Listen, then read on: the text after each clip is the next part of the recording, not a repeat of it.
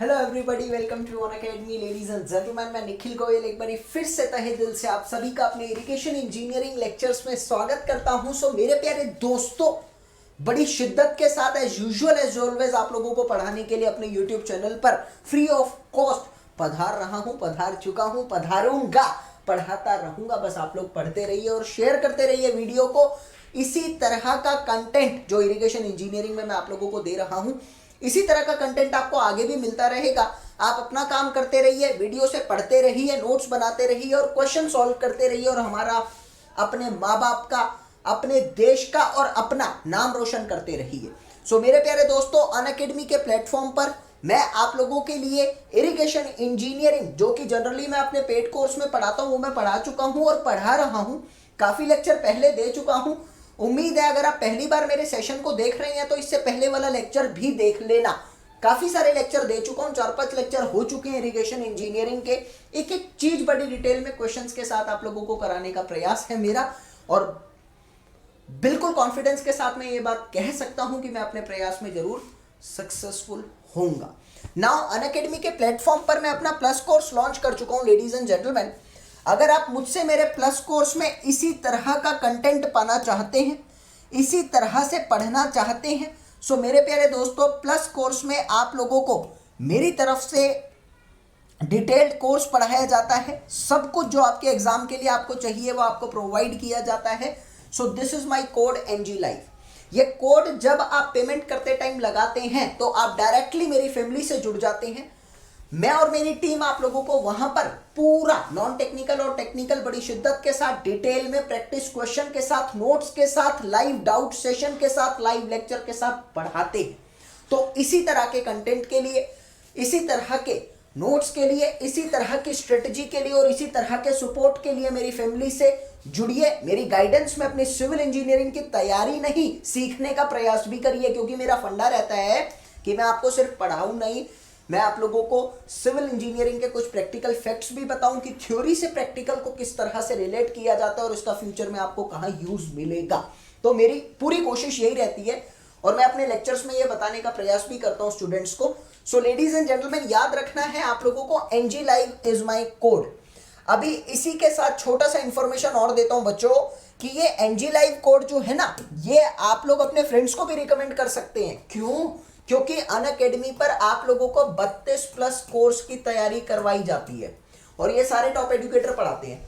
तो भैया, इन 32 plus course में आप इस एनजी लाइव कोड को अप्लाई कर सकते हैं। अगर 10% का डिस्काउंट अवेल करना चाहते हैं तो आप उनको भी रिकमेंड कर सकते हैं, मुझसे जुड़ने के लिए खुद भी अप्लाई कर सकते हैं।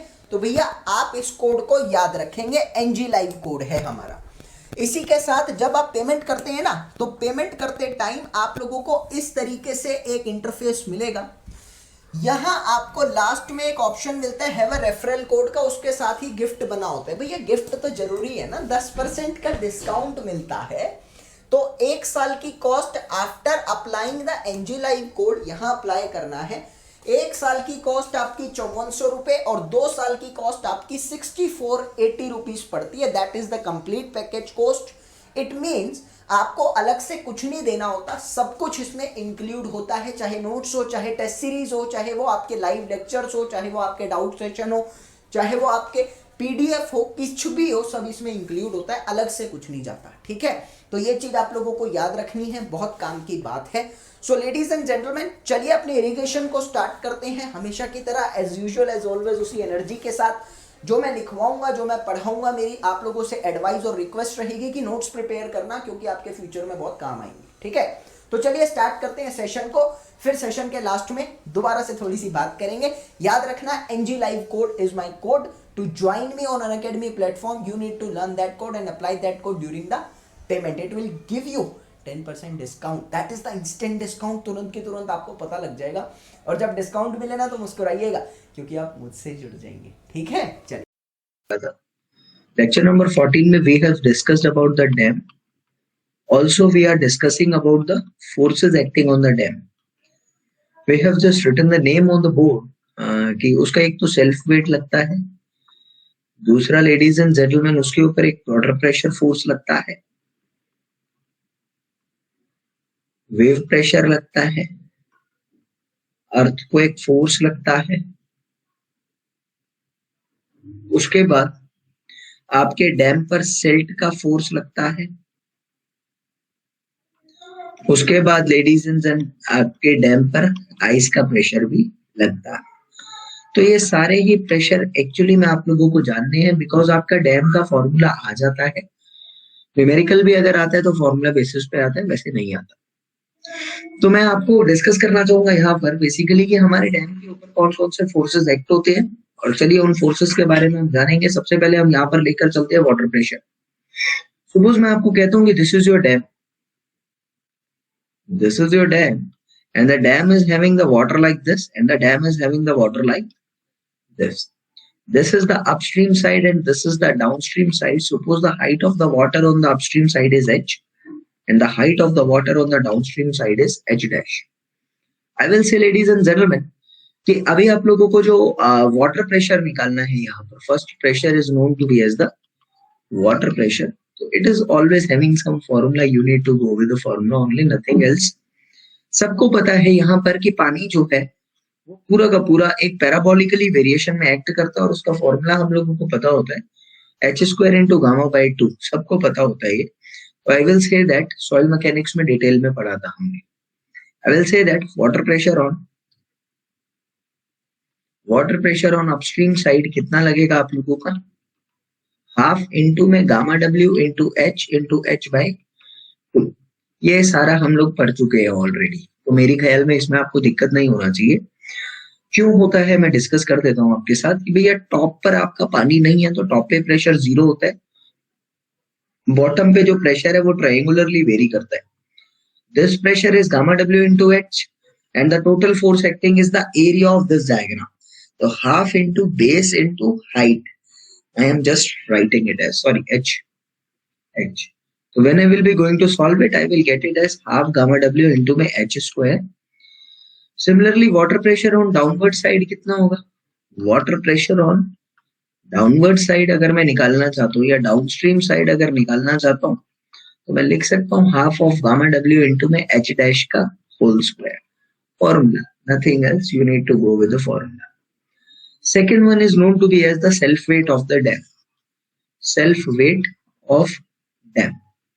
तो अभी self weight हमको पता है यार कि we are just discussing about the unit weight, and we know that unit weight is equal to weight per unit volume.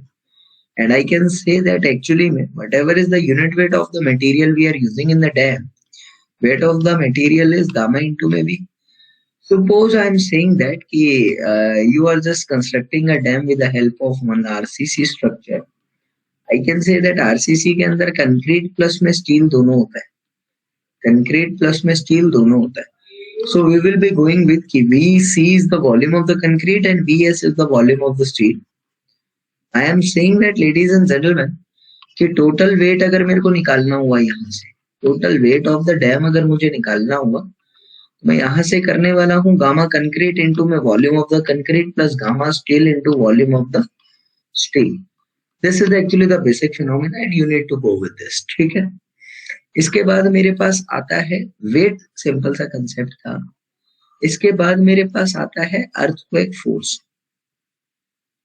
सबसे पहले तो मैं आप लोगों को बताना चाहता हूँ कि अर्थक्वेक फोर्स किस कोड के अकॉर्डिंग जनरेट होता है, IS 1893 2007, ये आपको पता होना चाहिए। फॉर्मूला है अर्थक्वेक फोर्स का, तो वो आपको याद रखना है कि फोर्स अर्थक्वेक का फॉर्मूला आता है 0.55 K into gamma W into H square, where K is known to be as the seismic factor. K is known to be as the seismic factor which depends on, लिखेंगे bracket के अंदर, which depends on the seismic zone. It depends on seismic zone.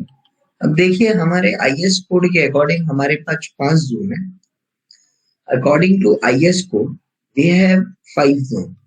1893 के according 2002 we have 5 Jones. हमारे पास 5 seismic Jones हैं, और उन 5 seismic Jones का कैसे क्या सिस्टम चलता है हमको पता होना चाहिए। जोन 1 से लेकर जोन 5 के बीच आता है। आई विल से दैट कि मेरे पास ये जो जोन 5 है, इट इज मोस्ट सीरियस। सबसे ज्यादा सीरियस जोन यही है और सबसे ज्यादा ड्रास्टिक जोन भी यही है। इस जोन में जो अर्थक्वेक आते हैं उनकी फ्रीक्वेंसी ज्यादा होती है और उनका मैग्नीट्यूड भी ज्यादा होता है, ठीक है। तो जोन के अकॉर्डिंग सीस्मिक फैक्टर निकल के आता है। Now what is the h? What is the h? H is known to be as the height of the water. H is known to be as the height of the water on upstream side. हम upstream side को देखेंगे क्योंकि ज्यादा पानी वही है। अभी बचा गया gamma W is the unit weight of the water. Gamma W is the unit weight of water.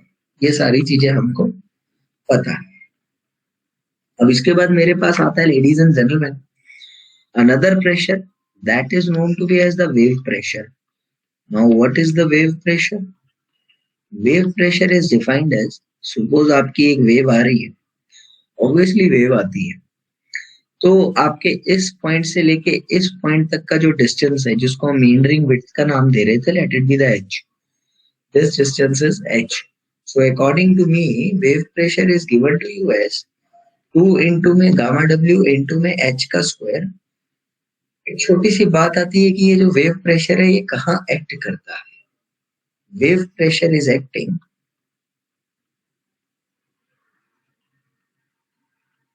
at 3/8 of h from base, ऐसा लिखेंगे। टोटल 3/8 ऑफ h वेव पे डिपेंड एक्ट करता है टोटल। अब एक्चुअली में मैं आपको बताना चाहता हूँ ये वेव प्रेशर आपका डिपेंड किस चीज पर करता है। 1 मिनट का पेशेंस करेंगे आप लोग।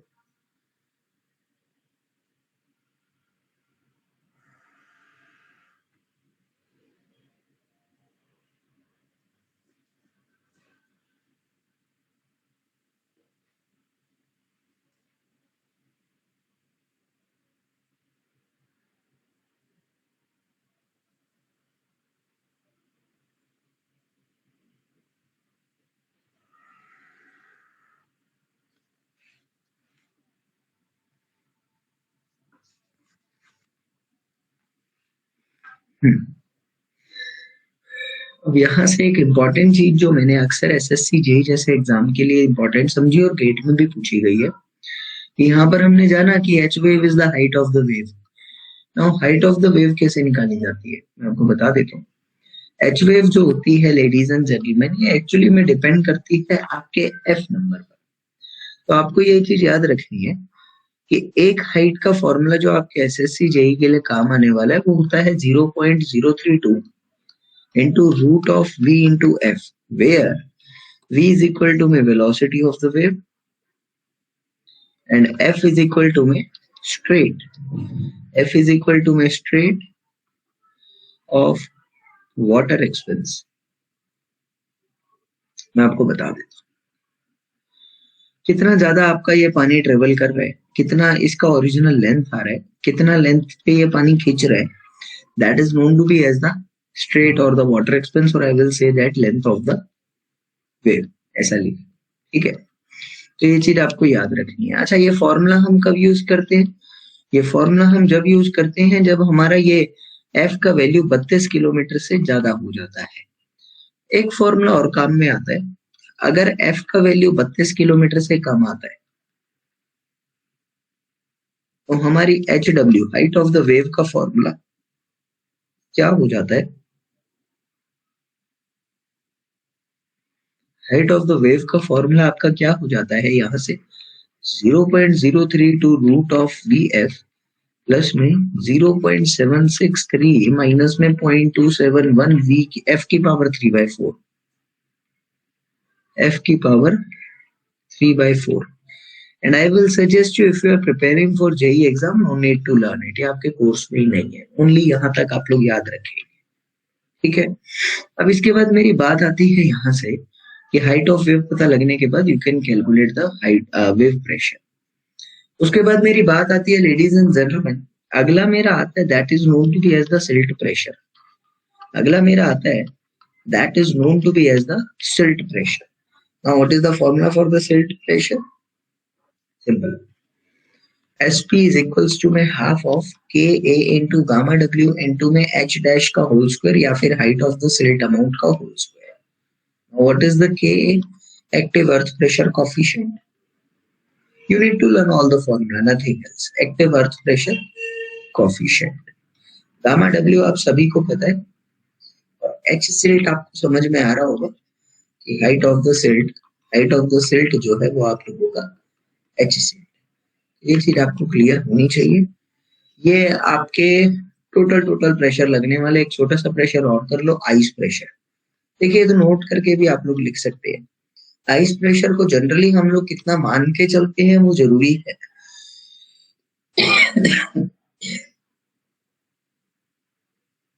आइस प्रेशर को जनरली हम लोग मान के कितना चलते हैं, 500 किलो न्यूटन पर मीटर स्क्वायर के हिसाब से एक्ट होता है, इतना हम उसको कंसीडर करके चलते हैं। ये चीज हमको समझ में आनी चाहिए। अब मेरी बात आती है यहाँ पर लेडीज एंड जेंटलमैन, कि हम लोगों ने जितने भी प्रेशर करे, आई विल सजेस्ट यू कि आप इन फॉर्मूलों को याद करेंगे, आपके लिए बहुत काम आने वाले हैं। मेरी बात आती है, ये हम लोग पहले भी पढ़ चुके हैं कि डिजाइनिंग ऑफ द डैम की मैं बात करना चाहूँ या रिटेनिंग वॉल की मैं बात करना चाहूँ, तो we will only design it for the two purposes. I will say that it is designed for the overturning, भाई overturning failure से बच जाए, and I will also say that it is designing for the sliding purpose also. I will say one thing to you. I have already taught you about the designing of the RCC wall. तो designing of the RCC wall मैंने जब आप लोगों को पढ़ाया था ladies and gentleman, तो आप लोगों को इतना तो मैंने बता दिया था कि किस तरह से क्या लेकर चलते हैं कि आपको ओवरटर्निंग और स्लाइडिंग का क्राइटेरिया समझ आता है। मैं आपको एक बात सजेस्ट करना चाहूंगा कि मेरे लास्ट लेक्चर या सेकंड लास्ट लेक्चर ही था मेरा आरसीसी का, उसमें प्लीज आप लोग इसको जरूर देखिएगा, आपको चीज समझ में आएगी कि डिजाइन ऑफ द ओवरटर्निंग और डिजाइन ऑफ द स्लाइडिंग जो है किस बेस पे चलती है। ठीक है, तो देखना आपको अच्छा लगेगा। मैं यहाँ पे समझाऊंगा नहीं, मैं सिर्फ फॉर्मूले के साथ जाऊंगा, क्योंकि आपका डैम जो है वो बेसिकली हाइड्रोलिक स्ट्रक्चर्स का टॉपिक है, लेकिन कोशिश रहती है कि इसी में करा देते क्योंकि क्वेश्चन बनने के चांस होते हैं एसएससी जेईई में, लेकिन हाइड्रोलिक स्ट्रक्चर में डिटेल में पढ़ा जाता है। तो मैं आपको बेसिकली बताना चाहता हूँ कि जनरली तो दो ही चीजों के लिए डिजाइन किया जाता है, बट हम और भी चीजें देख लेते हैं। जैसे तीसरा, आपका जो डैम है ये टेंशन के लिए भी डिजाइन किया जाता है, कहीं टेंसाइल फेलियर ना हो जाए।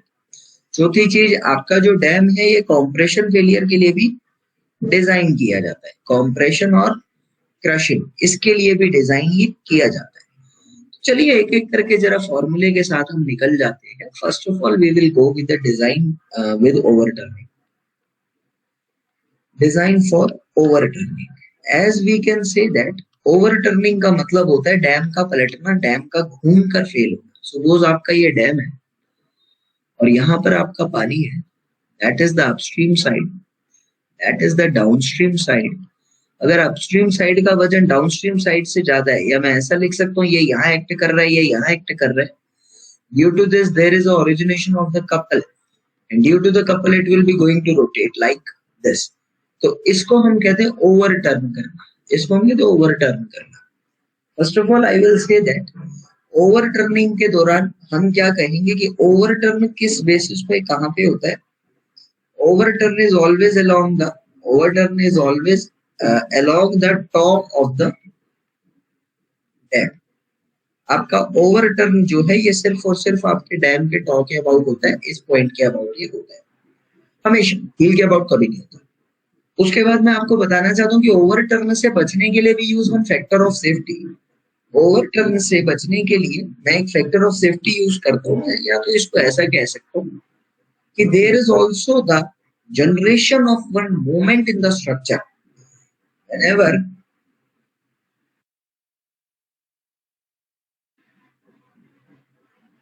पढ़ाई के साथ साथ थोड़ा इसका भी मजा लीजिएगा आप लोग। मुझे बस ये बताओ मेरी आवाज आ रही है कि नहीं आ रही, मेरी आवाज आपको आ रही है या नहीं आ रही?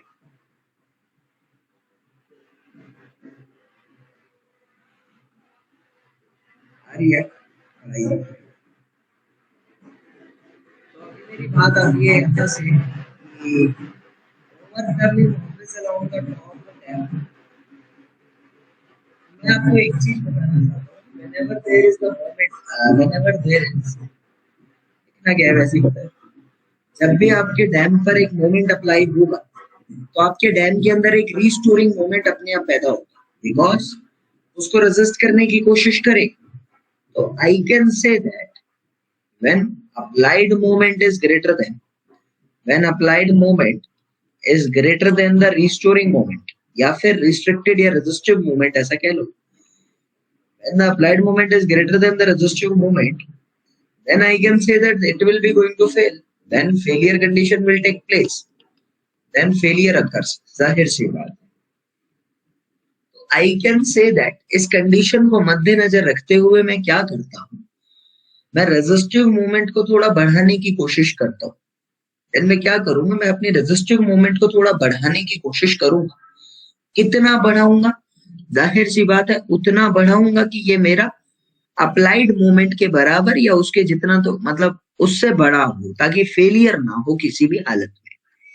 तो हम अप्लाइड मूवमेंट को बढ़ाने का रिस्ट्रिक्टेड मूवमेंट को या रेजिस्टिव मूवमेंट को इंक्रीज करने के लिए एक फैक्टर का यूज करते हैं, और उस फैक्टर को हम इंग्लिश में कहते हैं factor of safety. I am saying that factor of safety की नॉलेज आपको पहले भी थी, और मैंने यहाँ पर क्या कहने की कोशिश करी कि the factor which is used for increasing the movement, resistive movement of the structure, so that more movement can be there by the structure without any failure condition, that factor is known to be as the factor of safety. तो हम factor of safety का formula क्या जानते हैं? Factor of safety का एक छोटा सा फॉर्मूला मेरे पास यहाँ पर आता है, that is known to be as the restoring moment, या फिर रेजिस्टिव मोमेंट, कुछ भी कह लेंगे। Restoring moment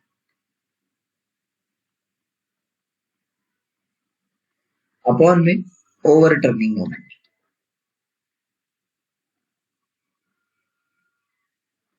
Restoring moment upon the overturning moment is known to be as the factor of safety. Now, one of the major important thing which we need to learn is known to be कि हम लोग factor of safety लेकर कितना चलते हैं। हम लोग factor of safety generally लेकर कितना चलते हैं, नोट करके ये बात आपको याद रखनी है, आपके ऑब्जेक्टिव में पूछा गया कई बार। Factor of safety for overturning कितना लेकर किया जाता है?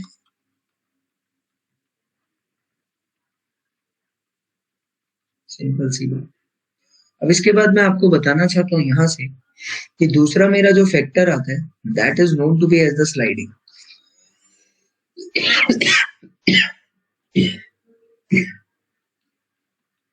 That is known to be as the sliding. I will say that ये आपका डैम है, और आपके डैम पर आप एक फोर्स लगा रहे हो, दैट इज हॉरिजॉन्टल फोर्स। आपके डैम पर एक वजन पड़ रहा है नीचे भी, और आपके डैम और फ्लोर के बीच का जो कोफिशिएंट ऑफ फ्रिक्शन है वो है mu. I can say that पीछे की तरफ एक फोर्स जनरेट होगा, that is known to be as the mu into we.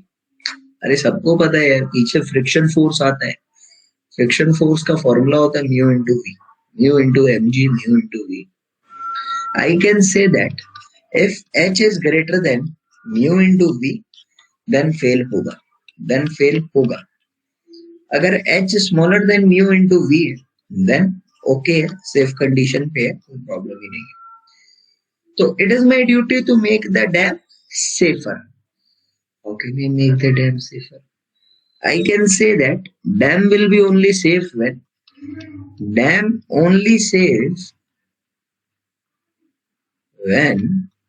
mu into v is greater than or equal to h, जहां mu into v जो है वो हमेशा h से बड़ा या उसके बराबर होगा।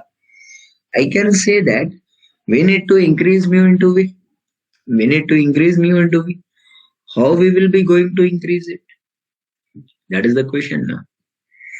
I can say, ladies and gentlemen, we will be going to increase it by using one relation or one factor that is known to be as the factor of safety. So how can I say that factor of safety is defined as total resistive force, और the ऐसा कह लूंगा frictional force एक ही बात है, total resistive force upon में horizontal force, horizontal applied force. कोई डाउट नहीं आना चाहिए आपको, ना एक एक चीज क्लियर होना चाहिए बस। तो total resistive force upon horizontal force is known to be as what? Factor of safety. Now have consideration here. What is the resistive force? That is mu into V. What is horizontal force? That is only the h. So this is actually the formula for this. अब मेरी बात को समझ कर चलना, कुछ note करने की बात आपके काम में आ सकती है कि म्यू कितना लिया जाता है. Mu for the dam or the gravity dam is taken in between. इतना लिखने की जरूरत नहीं है, ऐसे लिख लो.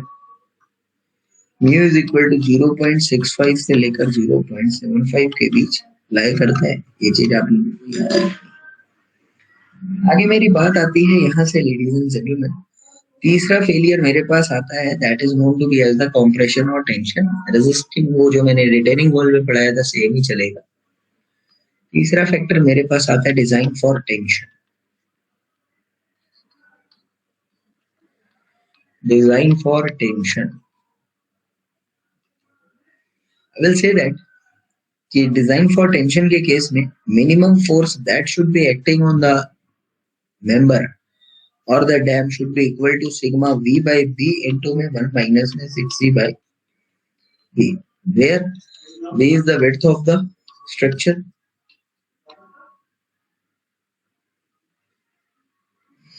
a is equals to में eccentricity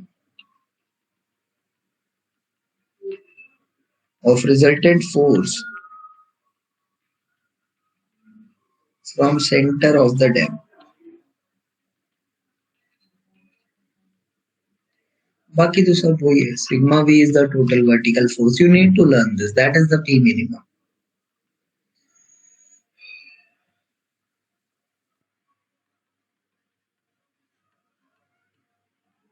Fourth one is known to be as the design for compression. I know that कि आज का सेशन बोरियत लग रहा होगा, but I also hope कि you will compromise with me because I'm not fit to teach you. सच बात तो ये है.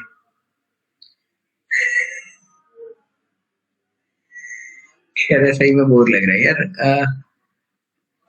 एक दो सेशन चलता है, आपको पढ़ने से मतलब है बस पढ़ लेना है, लेकिन बिल्कुल हिम्मत नहीं है. वो तो मुझे क्लास लेनी थी इसलिए मैं ले रहा हूँ, वरना मैं क्लास भी नहीं लेता. ठीक है,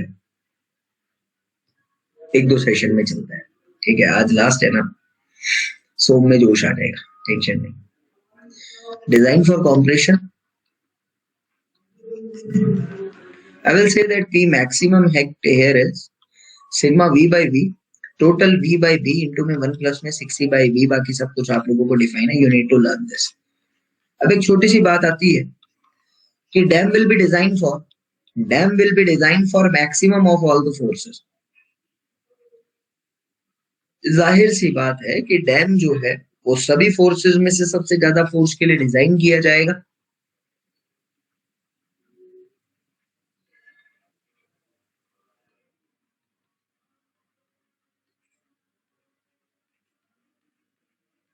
दूसरी बात मैं कहना चाहूंगा, पहली बात तो यही होगी, dam will check for all stability conditions. कौन कौन सी स्टेबिलिटी कंडीशन है आपके डैम की? सर आपके डैम की पहली स्टेबिलिटी कंडीशन है ओवरटर्निंग. दूसरी स्टेबिलिटी कंडीशन है आपके डैम की स्लाइडिंग. तीसरी स्टेबिलिटी कंडीशन है आपके डैम की tension. And the fourth stability condition is compression. इन चारों के लिए डैम को डिजाइन करना पड़ेगा, चारों के लिए चेक करना पड़ेगा, और किसी एक में भी फेल हो रहा होगा तो आपको ये चीज देखनी पड़ेगी, फेल नहीं होना चाहिए. बस ये हम लोगों का डैम का डिजाइन क्राइटेरिया खत्म हुआ. यहाँ पर कुछ डैम की बातें चल रही थी वो खत्म हुई. एक छोटी सी चीज आप लोग याद रख सकते हैं, नोट करके ये बात भी आप लोग याद रख सकते हैं कि base width of the dam should be greater than h upon mu root of g minus 1. Base width of the dam h upon mu root of g minus 1 से हमेशा बड़ी होनी चाहिए for safe condition in tension. For safe condition है tension. Objective में actually पूछा जा चुका है, इसलिए मैं ये चीज लिखवा रहा हूँ. Where g is the specific gravity of the material, where g is the specific gravity of the material and h is the head of the dam. छोटे छोटे से फॉर्मूले हैं, इसमें कुछ ऐसा समझने का है नहीं, आपको भी अच्छी चीजें याद रखनी है. चलिए एक छोटे से टॉपिक की तरफ आते हैं, that is known to be as the canal. सबको पता है कैनाल क्या होता है. We will be going with the canal elements या कैनाल क्रॉस सेक्शन, एक ही बात, हमें उसके बारे में जानना है. तो मैं कैनाल पढ़ा चुका हूँ, 1 मिनट का पेशेंस करेंगे, 1 मिनट का पेशेंस।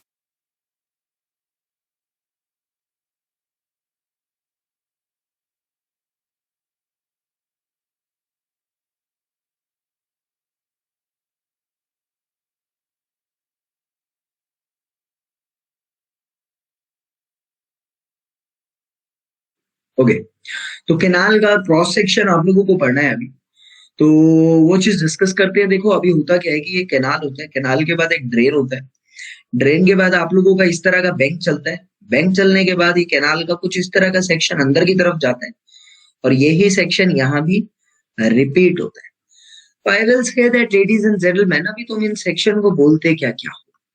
देखिए ये जो सेक्शन है that is known to be as the drain, no problem. इसको हम कहते हैं बैंक, इसको हम कहते हैं कैनाल बैंक कह लो, कैनाल इन फिलिंग कह लो, कुछ भी कह लो, कोई प्रॉब्लम नहीं है। अभी मेजर चीज आती है, ये जो पोर्शन होता है, इस पोर्शन का नाम होता है बर्म, और इस पोर्शन का नाम होता है कटिंग कैनाल, मतलब कैनाल इन कटिंग। और फिर वही चीज यहाँ भी चल रही है। सर एक एक चीज को दिक्कत नहीं होगी, एक एक चीज को बस समझते हुए चलेंगे, और लिखने की ऐसी कोई खास आवश्यकता नहीं है, क्योंकि मेरी वन लाइनर में सब कुछ लिखा है, और मुझे उम्मीद है मेरी वन लाइनर आपके पास है। नहीं है तो उसको ले लो मेरे अकॉर्डिंग। मैं ये नहीं कहूंगा मेरी वन लाइनर लो, कहीं से भी लो, खरीदने की जरूरत ही नहीं है, आपको मिल जाएगी, बच्चों से ही मिल जाएगी, उसको पढ़ लो, क्योंकि it is best book according to me for the JE point of view. ऐसी किताब नहीं आई है पहले, और वो बहुत जरूरी है। अभी एक चीज मैं जानता हूं आप लोगों का कि ये क्या है, ये आप लोगों का कैनाल का फ्री सरफेस लेवल है, और ये क्या है, ये आप लोगों का नेचुरल सरफेस लेवल है। नेचुरल सरफेस लेवल क्या होता है? Natural surface level is defined as the ground level, nothing else. अब एक चीज तो तुमको पता है, यहां से तुम लिख सकते हो कि इफ या फिर when natural surface level is greater than the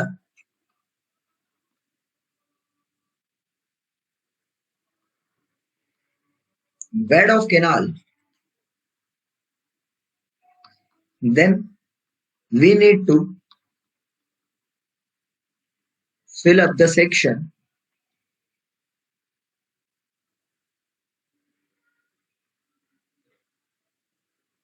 to increase bed level of canal। भाई जाहिर सी बात है यार, जो कैनाल का बेड लेवल है, जो कैनाल का ये बेड लेवल है, अगर ये नेचुरल सरफेस से नीचे है, अगर मतलब नीचे जा रहे हो और तुमको वो जमीन उतनी चाहिए है, तो तुमको फिलिंग करनी पड़ेगी, उसको तुम कह दो canal in filling, nothing else. एक ऑब्जेक्टिव का क्वेश्चन है इसलिए मैं कह रहा हूँ। It is called canal filling, it is called canal filling। Similarly you can say that ladies and gentlemen, when the natural surface level is less than the bed bed level of the canal, then soil has to be excavated out।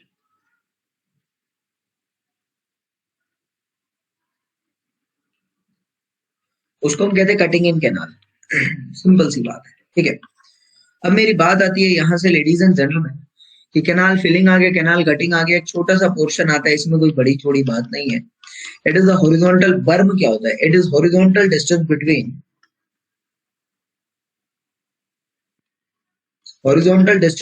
the top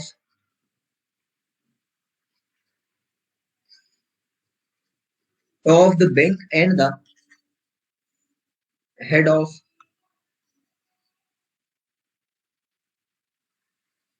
canal in cutting।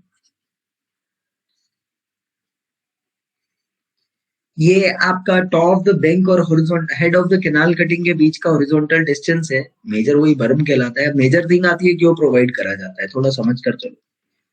It is provided for stability of bank and cutting slope on cutting. अब मेरी बात को समझते हुए चलो। Sir आपको भी पता है कि अगर ये आप लोगों का बैंक कॉन्टिन्यूटी में इस तरह का चल रहा होता, कॉन्टिन्यूटी में कटिंग में चले जाता, then you can say that ये लेंथ इंक्रीज हो जाती। और लेंथ इंक्रीज होती तो आपको यहाँ से पता है कि एक्चुअली में यहाँ पे स्लोप का चेंजिंग हो रहा है, यहाँ कुछ और स्लोप है, यहाँ कुछ और स्लोप है। आई कैन से दैट यहाँ इस पोर्शन से मिट्टी का इरोजन होना शुरू हो जाता, इस पोर्शन से मिट्टी का इरोजन होना शुरू हो जाता। उसी इरोजन को सॉल्व करने के लिए, उसी इरोजन को स्टेबल बनाने के लिए हम लोग क्या करते हैं, हम लोग यहाँ पर बर्म प्रोवाइड कर देते हैं ताकि इसके स्लोप और इसके स्लोप में कोई इरोजन का चांस ना, और यहाँ पर आपका जो फोर्स एक्ट हो रहा है उसको स्टेबल कंडीशन मिल जाए। तो स्टेबिलिटी प्रोवाइड करने के लिए ही बर्म दिया जाता है, नथिंग एल्स। इसके बाद एक छोटी सी चीज और आती है, that is known to be as the free board. अभी फ्री बोर्ड क्या होता है सबको पता है, मैं फ्री बोर्ड के बारे में कुछ लिखवाने नहीं वाला। फ्री बोर्ड सबको पता है क्या होता है, मैं एक टेबल लिखवा रहा हूँ, वो आप लोगों को याद रखना है।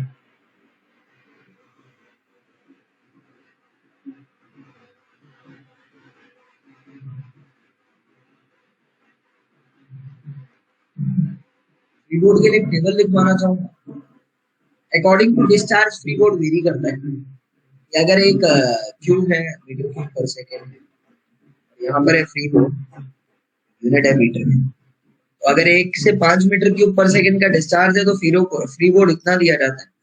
5 से लेकर 10 मीटर क्यूब तक का डिस्चार्ज है तो इतना दिया जाता है। 10 से लेकर 30 मीटर क्यूब का डिस्चार्ज है तो फ्री बोर्ड इतना वैल्यू रखा जाता है। और 30 से लेकर 150 मीटर क्यूब पर सेकेंड का डिस्चार्ज है तो 0.9 मीटर इसका फ्री बोर्ड रखा जाता है। We need to learn this, objective में डायरेक्ट पूछता है। एक छोटा सा टर्म और आता है, डोलास क्या होता है। एक छोटा सा टर्म और आता है, डोलास क्या होता है, इसको भी आप लोग याद रखेंगे यहाँ से। सर डोलास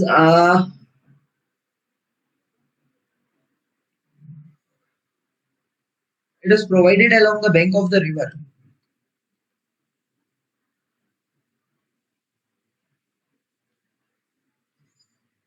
मेरे पास पिक्चर नहीं है, एक छोटा सा काम मेरा ये कर दीजिएगा अगर कर सको तो।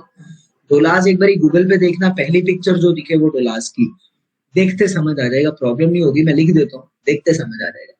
It is provided along the bank of the river to prevent soil erosion along that.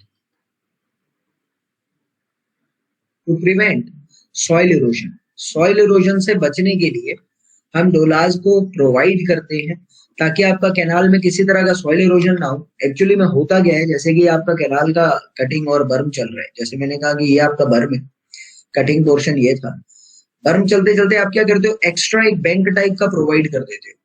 ये आपका बर्म है, ये फिलिंग है, तो ये जो पोर्शन है ना, यहाँ थोड़ा वजन बढ़ा देते हो, यहाँ थोड़ा वजन बढ़ा देते हो, तो ये डोलास का काम करता है।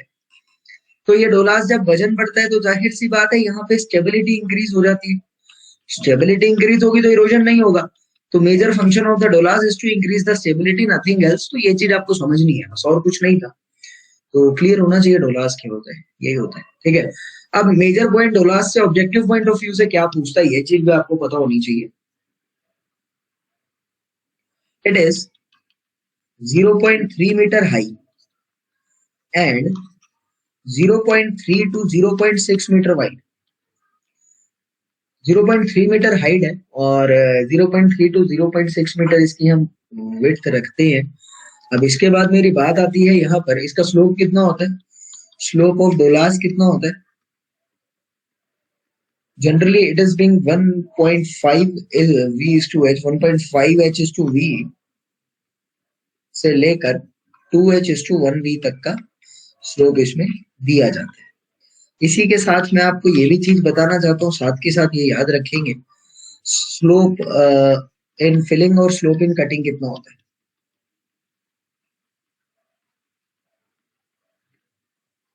Whenever we are talking about the filling, then always remember कि filling में थोड़ा कम ही स्लोप रखा जाता है हमारा,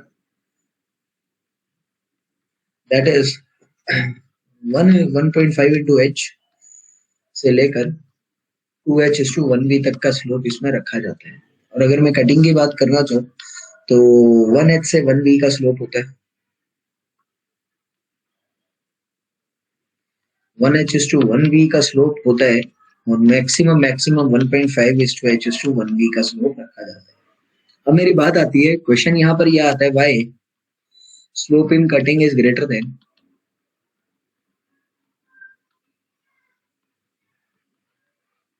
slope in filling.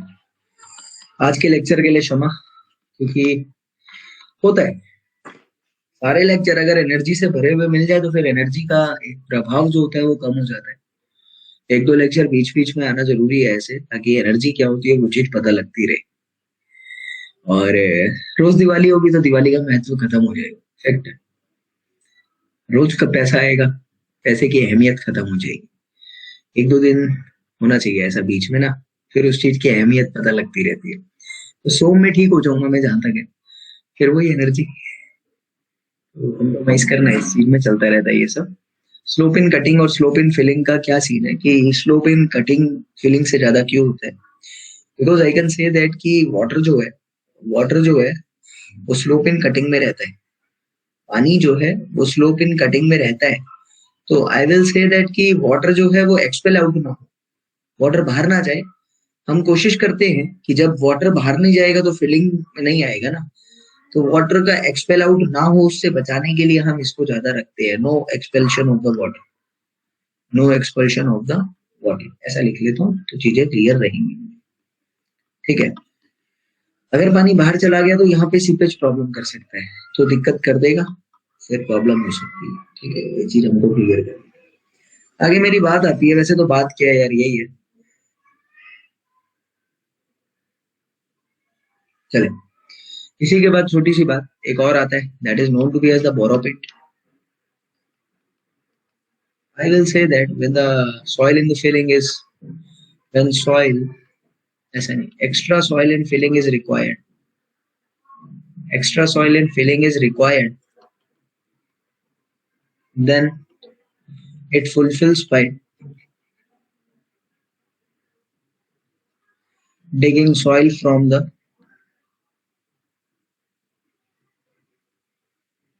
borrow pit.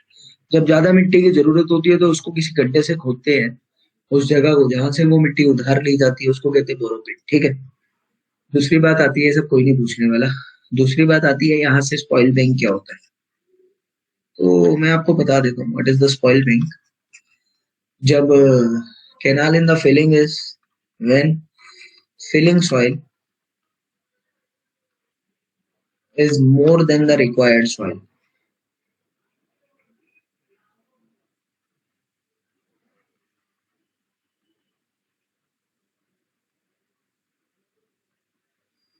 then soil is disposed along bank to create one more bank, उसी को हम सॉइल बैंक का नाम देते हैं। एक्स्ट्रा बैंक जो आप उस मिट्टी की मदद से बना रहे हो उसको आप सॉइल बैंक का नाम देते हो,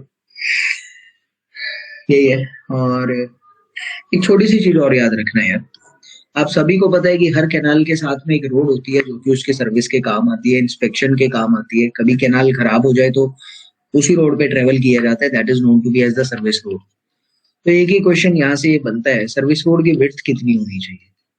width of the service road कितनी रखी जाती है? जनरली 0.4 से लेके 1 मीटर तक की उसकी विड्थ रखी जाती है। ये चीज आप लोगों को पता होनी चाहिए, ऑब्जेक्टिव में यही था। सो उम्मीद लेडीज एंड जेंटलमैन आप लोगों को ये सेशन बड़े ही अच्छे तरीके से समझ आया होगा, आप लोगों ने पढ़ा होगा और आपको जो मैंने बताने की कोशिश करी है उसको समझा भी होगा, सीखा भी होगा।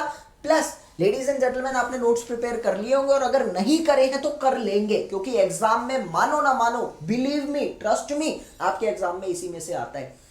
प्रीवियस ईयर उठा के देख लो, उससे आपको ट्रस्ट थोड़ा सा बन जाएगा और समझ आ जाएगा कि हम जो कह रहे हैं वो आपकी भलाई के लिए कह रहे हैं। सिर्फ पढ़ो। और इसी के साथ अगर वीडियो पसंद आ रही है ना तो लाइक जरूर करिएगा, अपने दोस्तों को शेयर करो यार, क्योंकि बहुत देश में ऐसी चीजें हैं जो फ्री एजुकेशन नहीं मिल पा रही है, बहुत लोगों को हमारे कंटेंट के बारे में पता ही नहीं लग रहा।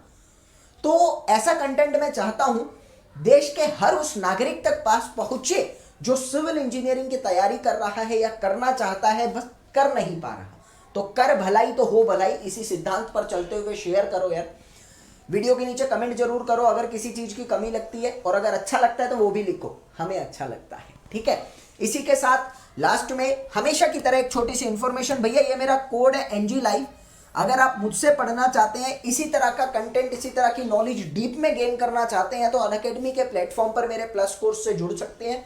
That is my code NG Live। It will give you 10% instant discount on overall cost. ये बात आप लोगों को याद रखनी है और आप डायरेक्टली मेरी फैमिली से जुड़ जाइए, ठीक ना।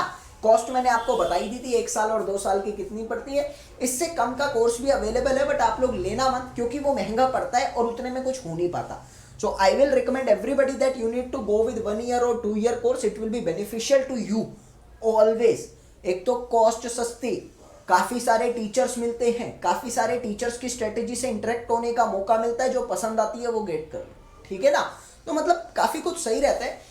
2 साल का कोर्स तो बेस्ट होता है, अगर 2 का नहीं लेना तो 1 साल का तो ले ही लेना। इससे कम में वो आउटपुट और एफिशिएंसी नहीं मिल पाती है आप लोगों को जो मिलनी चाहिए। सो अभी के लिए चलते हैं। Thank you for continuously watching मी। जय हिंद, जय भारत। हंसते रहो, मुस्कुराते रहो, वीडियो को शेयर करते रहो, इसी तरीके से कंटेंट मुझसे लेते रहो, पढ़ते रहो और अपने एग्जाम की तैयारी करो। मेरी शुभकामनाएं हमेशा आपके साथ है, आपके माता पिता का आशीर्वाद आपके साथ है। तो please be positive always, negativity को पास भी मत आने देना। अपने आप में कुछ ना कुछ जरूर समझना, क्योंकि भगवान ने सबको एक टैलेंट दे रखा है। तो भाई कमजोर तुम भी नहीं हो। जिस दिन ये लगे कि मैं कुछ कर नहीं पा रहा, उस दिन यही सोच लेना कि इतने साल इस धरती पे निकाले हैं, इतनी बाधाओं से लड़कर, इतने मौसम से लड़कर, इतनी परिस्थितियों का सामना करके अब इस पोजीशन पे पहुंचा हूं। तो ऐसा तो नहीं हूं कि कुछ नहीं कर पा रहा, कुछ तो कर सकता हूं। और मेरे अंदर भारतीय जवान का खून दौड़ रहा है, कमजोर तो मैं हो ही नहीं सकता। तो नेगेटिविटी से दूर रह के पॉजिटिविटी में रहना और तैयारी करते रहना। तो चलते हैं यार, बाय।